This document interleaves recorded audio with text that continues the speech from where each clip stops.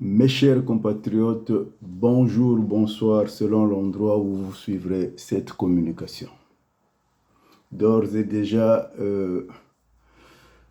je vous invite de continuer à vous abonner sur ma chaîne YouTube et de vous reporter sur mon site www.zoïsme.com pour l'intégralité de ma réflexion. Je suis Armand Manziono. Aujourd'hui, je viens vous parler de l'alliance Ntumi et Kagame. Ma communication s'intitule Ntumi et Kagame, qui de l'œuf ou de la poule est né le premier. Je ne pourrai pas la commencer sans pour autant vous citer quelques citations des grands hommes qui ont combattu des injustices que nous vivons.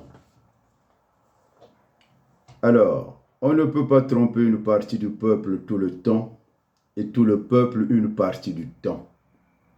Mais on ne peut pas tromper tout le peuple tout le temps. Cette citation est attribuée à Abraham Lincoln, 16e président des États-Unis. La suivante est de Thomas Sankara. L'esclave qui n'est pas capable d'assumer sa révolte ne mérite pas que l'on s'apitoie sur son sort. Cet esclave répondra seul de son malheur s'il se fait des illusions sur la condescendance suspecte d'un maître qui prétend la franchir. Seule la lutte libère. Je ne me mettrai pas à tout commenter, mais vous comprendrez par là que surtout sur la citation de Thomas Sankara, nous sommes bien dans le cas des populations du Poule et Ntumi, qui prétend affranchir alors qu'il est là pour une mission. Lorsque ton pays est sale et manque de paix durable, tu ne peux lui rendre sa propriété et son unité qu'en le lavant avec ton sang. Je pense que vous aurez compris de qui il s'agit. Il s'agit du camarade président Marien Ngouabi, qui prononçant ces paroles le 13 mars 1977. C'était son dernier discours à la place de l'hôtel de ville de Brazzaville. L'unité nationale, la seule vraie, c'est la conjugaison des efforts de tout le peuple à travers les 9 régions du pays sur la base du travail en vue de l'augmentation de la production nationale. Et enfin, je veux vous ramener dans la Bible. Dans la version de Louis II, qui nous déclare dans Osée 4:6, « Mon peuple est détruit parce qu'il lui manque la connaissance. Puisque tu as rejeté la connaissance, je te rejetterai, et tu seras dépouillé de mon sacerdoce. Puisque tu as oublié la loi de ton Dieu, j'oublierai aussi tes enfants. » Ceci dit, chers compatriotes, revenons à notre histoire de Ntumi et Kagame. L'un dans l'autre et l'autre, l'un dans l'autre et l'autre dans l'un. Cette citation, je la détiens de mon père, Antoine Manziono. Le débat sur l'œuf et la poule est aussi vieux que le monde. Que dit l'œuf? Qui de l'œuf ou de la poule engendra l'autre? Au commencement était-il l'œuf ou la poule? Cette figure allégorique pourrait être empruntée pour décrire le cas Ntumi et Paul Kagame. Concernant le poule, il est vrai que Ntumi est visible dans le poule depuis les massacres des populations du poule de décembre 1998. Mais rien n'exclut que Kagame ne soit longtemps plus présent que Ntumi dans la destruction du poule, puisque depuis 1997, nous avons les prémices des troupes rwandaises aux côtés des Angolais et autres troupes mercenaires décidées à décimer les populations du Poul. Je répète, ces troupes étaient décidées à décimer les populations du Poul. Donc nous sommes bien dans un génocide. Il faudrait que ce soit clair entre nous. La présence des troupes rwandaises est notoire et elle fut relevée par tous. Mais de quelles troupes rwandaises s'agissait-elle? Est-ce des troupes Hutus génocidaires réfugiées à Kintele, recherchées par Kagame à l'époque, qui échouèrent sur les terres du Congo, avec la complicité de Sassou Nguesso? Ou est-ce les affidés ou alliés de Kagame envoyés pour faire des remontades aux populations du Poul? D'où notre subliminale question, qui de l'œuf ou de la poule engendra l'autre? Qui de Kagame et Ntoumi fut contacté le premier par Sassou Nguesso pour exécuter le plan diabolique du génocide des Congo-Lari? Car c'est de ça qu'il s'agit. Le génocide des Congo-Lari est nié par les autres Congolais. Ces deux hommes représentent à chacun à leur manière le cheval de Troie aux mains de Sassou Nguesso pour anéantir et traumatiser les Congo-Lari.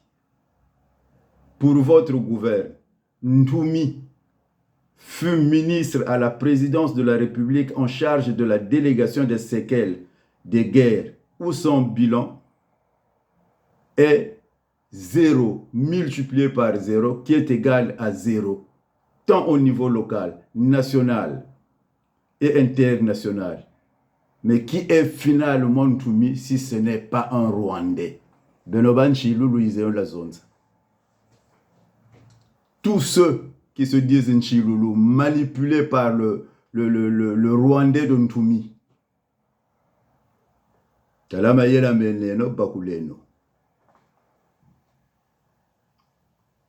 Car en fin calculateur, Sassou Nguesso inocula le virus de Ntoumi.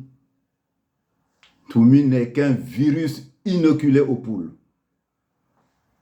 en usant de la faiblesse des Congo-Lari, à savoir le messianisme.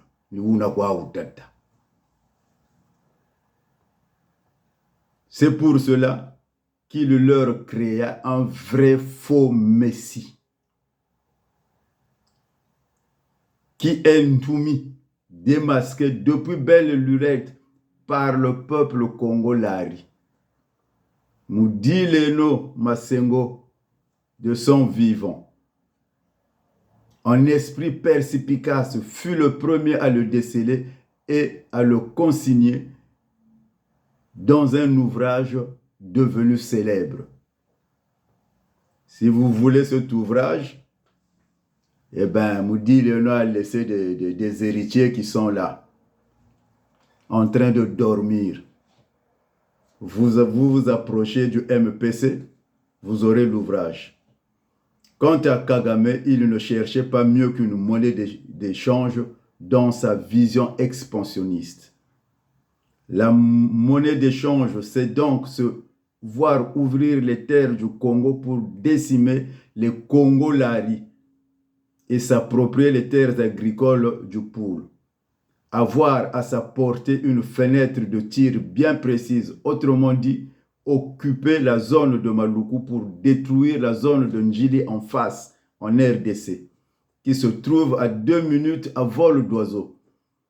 Une autre entrée pour la conquête et l'occupation de ce grand pays continent qui est la RDC, le Congo-Kinshasa. Chacun des deux, c'est-à-dire Sassou et Kagame, trouvant leur bénéfice dans la meurtrissure du Poul,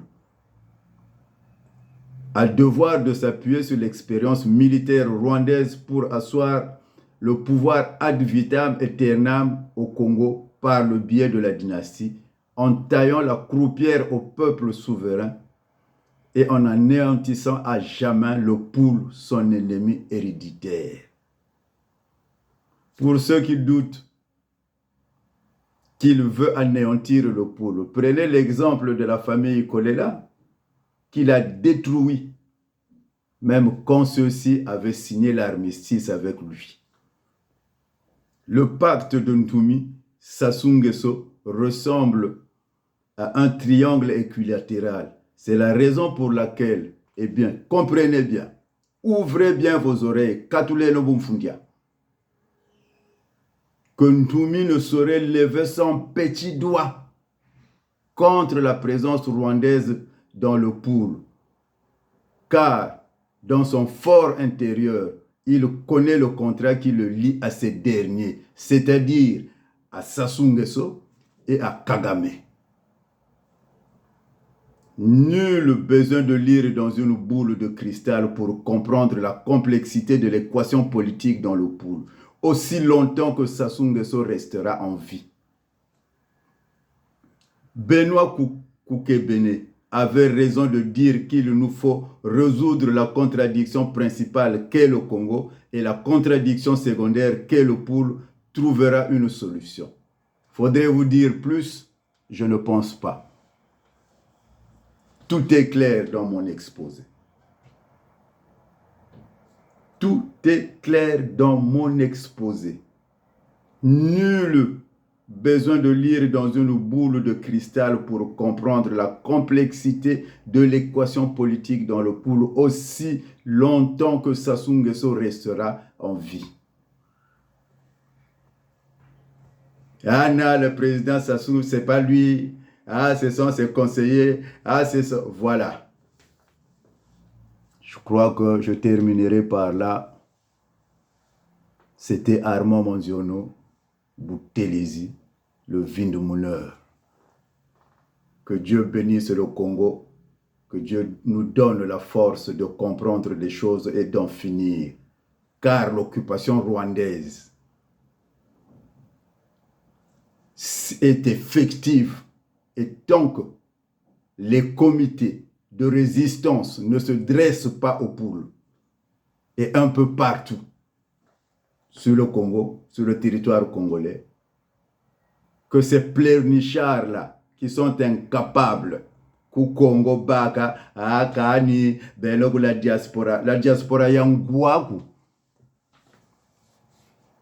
Kuzeba uchi diaspora bakuiza kudinga bakuizaka bokati abashikirila biza ngewe sur le terrain kutato ko bagana ngolo ko dilata dila. Et vous venez faire des audios, demander au peuple de s'organiser. Et cette fois-ci, vous aurez compris que Ntumi est un Rwandais. Vous les Nchiloulou, vous qui criez dans les réseaux là, manipulés par un Rwandais. Je l'ai dit et je l'assume. Que Dieu puisse nous donner la force de vous bouter dehors un jour. J'en ai terminé.